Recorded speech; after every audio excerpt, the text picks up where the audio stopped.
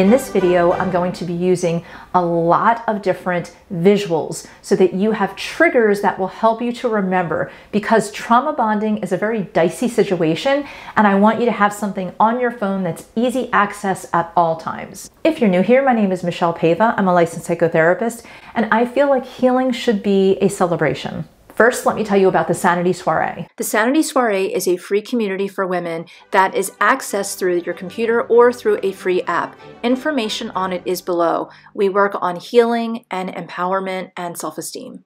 I want to just start with trauma bonds feel like love, but they're not love.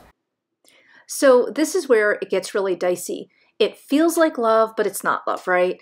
Now, we all know that abuse can happen in a relationship, and for those of us who are not used to abuse or feel like it's very, not in our norm, we will immediately pull back from that and maybe want to leave the relationship or immediately go and get help. If you are someone who might have been raised with some level of abuse or neglect, you might stay for a little bit longer, or that couple of days, couple of weeks can turn into months and years. So this is what happens. If you, at a very young age, were used to some level of abuse or neglect, you got used to the cycle of abuse. So the cycle of abuse starts with just tensions building. So if you were a child and say your father or mother would have rage and be angry, you could almost feel it in the air. You knew something was happening and you walked a little bit more on eggshells. So it could have been someone who had an addiction or just anger issues, or they were very manipulating and would kind of start and instigate fights. So tensions would start to build and you would almost maybe feel a need to not only walk on eggshells, but you might need to placate the abuser. You might need to be the mediator. So you might have learned at a very young age that either by being a clown or by being the mediator in your family or some other type of behavior, you learn to keep the tension down as much as possible. But sometimes that didn't work for you. Then what would happen is there was the actual incident. So that could have been verbal abuse, sexual abuse, emotional abuse, physical abuse. There could have been anger, blaming, arguing, screaming, yelling, threats, intimidation.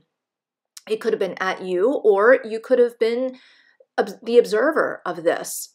Now, after the incident, usually there's this level of like the dust settles a little bit. There's lots of tension still, but you're on the other end of that mountain. That's where usually there's reconciliation. With reconciliation, this is where the abuser or the narcissist might pretend to be sorry. They might apologize or they might not apologize. They might act like nothing happened. They often will give excuses. They often will blame other people. They often will blame the victim. You made me do this. You make me angry. You make me throw things. Even you make me hit you. So this can be really, really touchy. And they often diminish the level of abuse as well, which is also, of course, very horrible. Now, all of this kind of goes through that cycle, but there's one more cycle. It's the calm or peaceful cycle. And this is usually the last end of it. There's usually 4 components to this: the attention, the incident, reconciliation, and then the peace. In peace, it's a false sense of peace. This is where we just don't talk about it. It's a family secret. There's no abuse taking place. Everything seems okay. There's a honeymoon period. Now, if you think about a narcissist, they go through this. They have this tension building. The narcissist will try to get you upset. Then whatever happens, the incident happens, whether they're cheating or they make you feel bad, they mock you, regardless of what it is, the incident happens. Then there's the reconciliation stage with the narcissist. And that's where the narcissist begins to either apologize or be false or start to put you back on the pedestal, start to have a level of love bombing. This is where they want you to forget everything. Then you start to have hope. And you might think, you know what, they really care this time. They feel really bad about it. Maybe there is hope. And that's where you go into that peaceful honeymoon period where you think there really can be a change. There might be elements of love, and I'm going to go into trauma bonds that you might have had from childhood or in your present day relationship. So let's talk about childhood trauma bonds first. So if you were a child and you were in a home with someone who was repeatedly neglecting you and or abusing you, you learned early on and you were developed early on with this template. This template basically said that love equals a certain amount of trauma, a certain amount of abuse. So you would feel very comfortable in an uncomfortable way with someone that would be abusive to you. And I know that sounds crazy because on the surface, we all do not want abuse, right? We want to be in a healthy relationship. But how we were basically developed as a young child, if we learned early on and we were developed and molded into love equals some level of abuse, chronic abuse, that becomes our norm. And that becomes what we are actually subconsciously comfortable with. So think of it this way. If you were a child and you had a very narcissistic parent, and let's just say they weren't physically abusing you, but they were very narcissistic, wrapped up in themselves, maybe they needed a lot of attention. You learned early on that maybe you had to be very much the clown, the joker, or maybe that you had to dote on them. Or do, a different type of, maybe they were arguing a lot with the other parent and you had to be the mediator. And I said all of this before, but let's take it in a different way. So you're a child and you learned these skills and you learned that by being in a family unit and by being in a loving relationship with the only people that you had at that time, that's what love was. So that is going to be where you feel like that's how you show love, is to be the mediator or to be the joker. And that is actually putting you in a position of attracting people who need that. Does that make sense to you? Understand that trauma bonding is the number one reason why people stay in relationships. I should correct that. I meant to say that trauma bonding is the number one reason why people stay in toxic relationships. So what they're doing is they're holding out for a promise. They are fearing abandonment. They don't want to be abandoned. They don't want to be separated from that person. They're hinged on promises. They're holding out for love. And the love bombing makes them feel like there's hope. Here are some examples of trauma bonding that you might have in your relationship right now.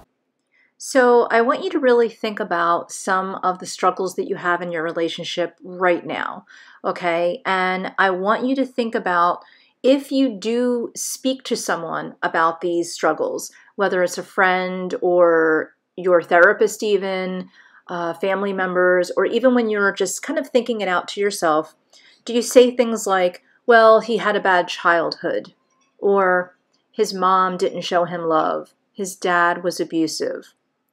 He puts up with me. I'm not perfect. Nobody's perfect. Do you also say things like, well, I feel sorry for him. I feel really bad for him? Do you say things like, well, you know what? He has issues, but don't we all? Everyone has issues. Or do you feel like you can actually help him? And do you tell people, you know what? I think I can help him. He just needs to be showed how to love. So you probably don't realize how often you blame yourself and justify his behavior, and this is part of what creates the trauma bond. What are some clues that you might be in a trauma bond? So in the beginning of your relationship, you might have ignored some of the red flags, and if you look back now, you probably can tell that there were quite a few red flags.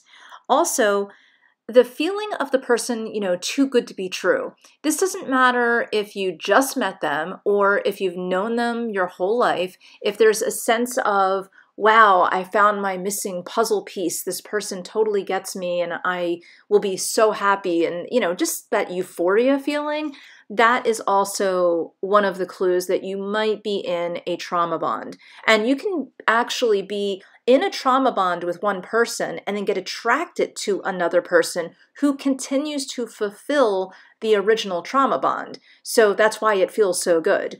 Another area that you need to think about is if the person says, all of my exes were crazy, or I've learned so much, I've done all this like self-help, blah, blah, blah. whatever, that's also something that you need to be wary of, because if they're saying it in a boastful way, it's probably not something that they actually worked on. Now, if you are in a relationship that has a love bond as opposed to a trauma bond, it's going to feel very different. You're going to feel good about yourself almost all of the time because you're in a good place and so are they. So there's no games happening. The other person does not drain you. There's no excess of love bombing. You're never walking on eggshells. And you can express yourself in a differing opinion with absolutely no negativity towards you. It's a very different type of a bond.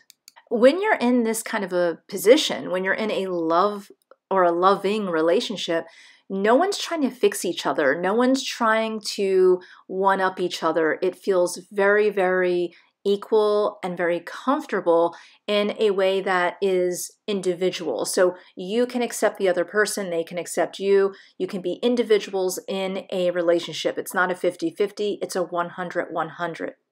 Now, I have other videos for you, but I would love for you to join the Sanity Soiree. Information is below. We have more intimate discussions and much more interaction. Lots of healing and lots of creativity and self-esteem building.